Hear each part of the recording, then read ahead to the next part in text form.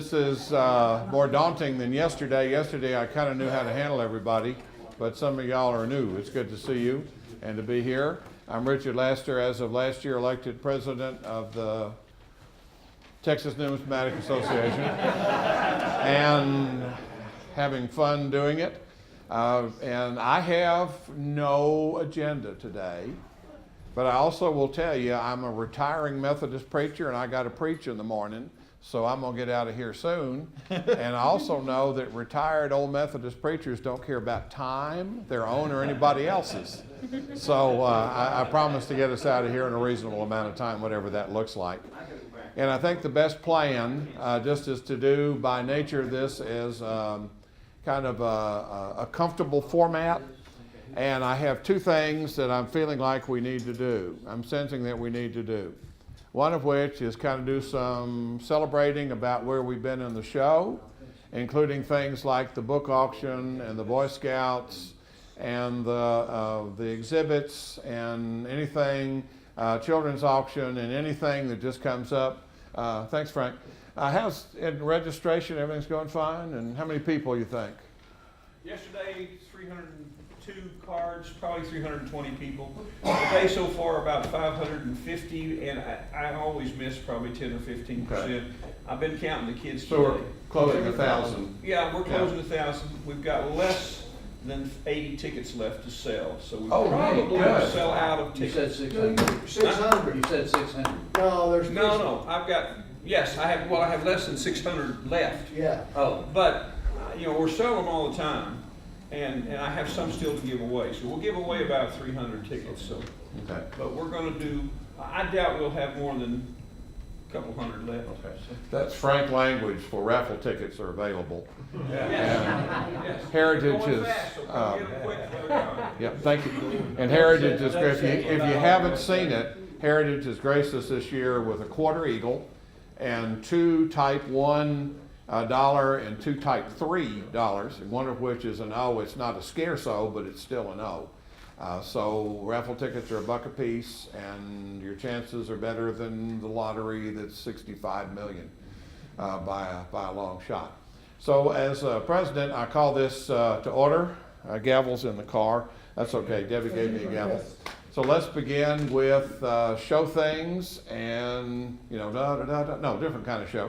And let's start with Doug and the books. The book auction went very well. We were a little over $1,300. And that's all pure profit, of course. And the reason the number's a little sketchy is because we've still got a couple of books to pick up, and there at the end the money came in a little fast, but I gave all the money to Frank. And he gave it to Jack. Frank gave me all the money. Okay, well then you've got it right there. At this point, it's $1,322. There you go. $1,322. $1,322. I haven't counted it yet. No, because there's hundreds mixed in with ones, mixed in with checks and tens. So I'll get to it. But I'm sure it'll be real close to that. Yeah. Works well. Take my share. All right, we're going to do the component parts, and we'll talk about the whole. Scouts, either one of you guys or both? Yeah, we had 35 boys actually signed up as of Thursday night, 39 as of last night, and we had about 45 actually show up. Wow. So it was a packed room in there. They had a good time. They all got goodie bags once I remembered that we had goodie bags to hand out. So it was kind of a whirlwind at the end, but I think most of them actually completed it. There was only a few that didn't. So I think we have a pretty good percentage. Good. So. I don't know if it's appropriate to ask this, but how many young ladies were with us in the Scouts now? So, did some of them participate? Because I saw some on the floor.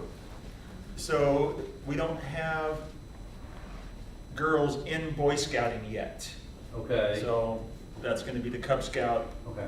They're going to kind of initiate it and grab it. There was a Girl Scout pack that we were giving out. There are a couple Girl Scouts out there, brownies, and one older Girl Scout. They're earning the activity. But they didn't make it through your shop yet. Actually, we've had quite a few come through. No, not for the workshop. Okay. For the coin collecting mirror badge. And then Eugene has his activity patch that we're doing also. And we've had, I'm guessing probably 50 or 60 come through for that. So, And part of that is that we've open-ended this. Girl Scouts of all ages, Boy Scouts of all ages, including the Cubs and the Brownies, and all the adult leaders that are in uniform can earn it as well. And so we've had a very good turnout with that. The Girl Scouts, the Brownies can join the Cub Scouts this year. Next year, the girls can join the Boy Scouts, and then they will qualify for the merit badge. We did do the flyers for the show, and I sent them to 39 Boy Scout and Girl Scout councils in Texas and asked them to email blast them to all their units.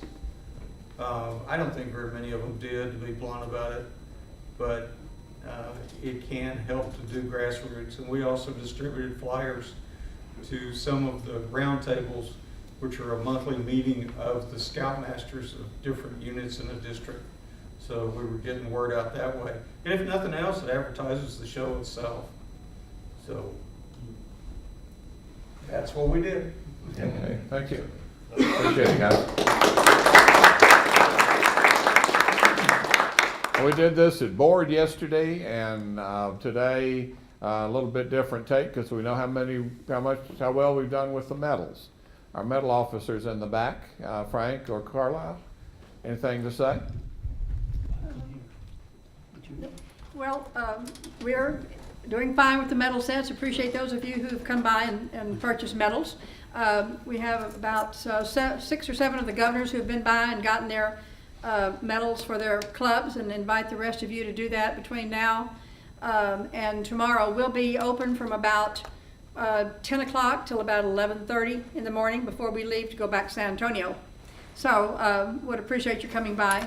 Thank you very much. And thank you. Great medal. And y'all realize that the medals have been in place since the 68 or so? 69, and Frank has been designing these since 80. So that's a remarkable stay, and thank you. Okay, let's see. Dahlia and Jimmy, I see y'all different places. Why don't one of y'all give us, or both of y'all give us a comment or two. Thank you.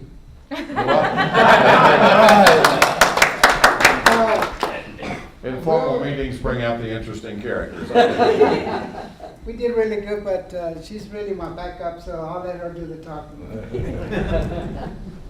We are sold out of everything that we bought this year. We had 91 kids in attendance, and we had 2 Girl Scouts join for the first time. And so it was very interesting. The girls' faces lit up with everything. I was very excited to see Girl Scouts there. We stayed within our budget, which is $1,500, and we are going home with maybe 6 items, and we had a donor give items for next year already as well. So we've already started for next year. But it went really smooth. We had no hiccups, and it was great. It was fun. Looked like a bumper crop of kids. How many do you think? 91 came in Good. today. 91 kids came in today total. Excellent. Thank you. Mhm. Okay, we'll skip over to Kim. Speakers? Yes, speakers. We had 2 really good speakers, and John Barber spoke on photography, numismatic photography, and it was an exceptionally well attended. So we're very pleased with the attendance of these educational speakers. Okay. Yeah. Thank you. Oh, yeah, the other speaker was Al Stern and Dick Hyde. Very good. Yeah, that's a perennial. Thank you, Al. Before we get to awards, and want to have a little report on the exhibits, and then we'll get to the awards. I just want to say one thing that I have been involved in, nominally, fortunately, was the TNA table, and several of our people, especially Eve Barber, been there giving out coins to kids and coins to kids and coins to kids and talking about coins for A's and talking to scouts and talking to anybody that shows, and Eve and company have been doing some remarkable things. And I will also say that a friend of mine, the only coin shop in Longview, has been saving world coins for me and I came into this show with 1,700 world coins.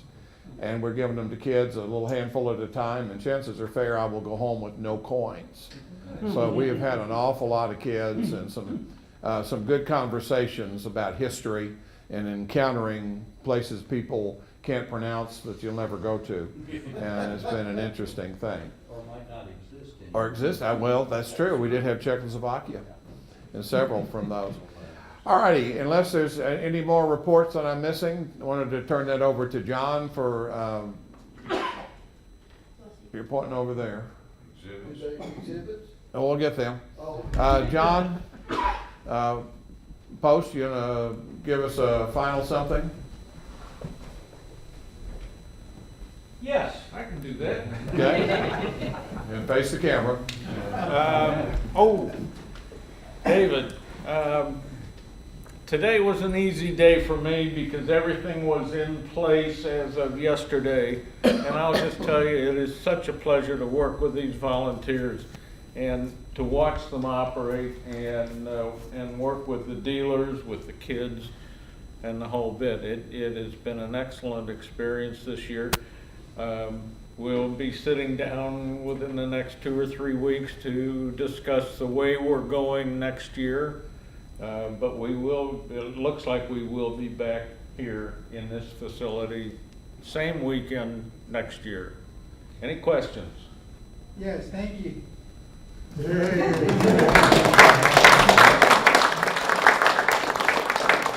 Now, John does the convention, and therefore, kind of through osmosis, does the show.